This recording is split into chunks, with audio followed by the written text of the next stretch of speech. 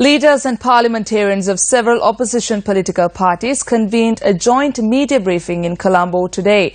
Party leaders reiterated that a convention will be held in Colombo on the 19th of this month on the government's efforts to conceal accurate information in the UN resolution in Geneva and the current economic crisis in the country. We have decided to go to the public and intervene in this serious situation that has dawned on the country. The government has not tabled a true copy of the resolution which it signed to Parliament or to any parliamentarian so far. We firmly emphasize therefore that it has not been presented to the country. If the government hopes to debate on this issue in Parliament in this backdrop, it is an attempt made by the government to undermine the country and the supremacy of Parliament.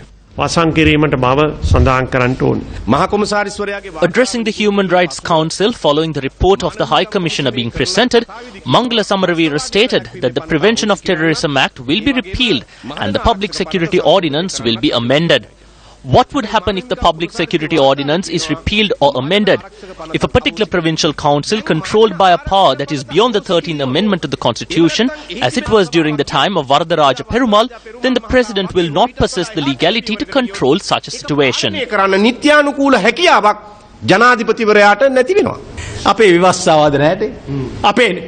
America is telling us how to formulate constitutions, legal reforms, constitutional reforms, security acts, power devolution and the 13th Amendment.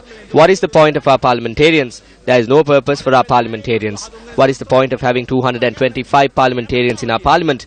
Today the chief economic advisor of the government is Central Bank Governor Arjuna Mahendran.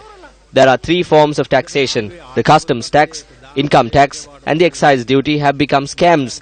No matter what government comes into power, these mechanisms will not work and government revenue is decreasing. This is affecting the lower levels of society. The elite classes would not even feel it.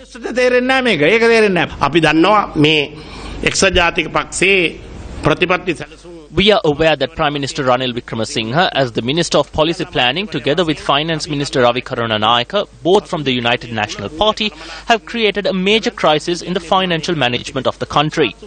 200 specialist workers who have obtained postgraduate degrees have been transferred at once from their departmental positions, like pawns. Never before have 200 experts been transferred based on political influence from a centre of expertise such as the Central Bank of Sri Lanka. There is a reason for this transfer. Those who gave evidence to the COPE committee on the major fraud and bond scam that took place at the central bank have been rendered helpless through these transfers.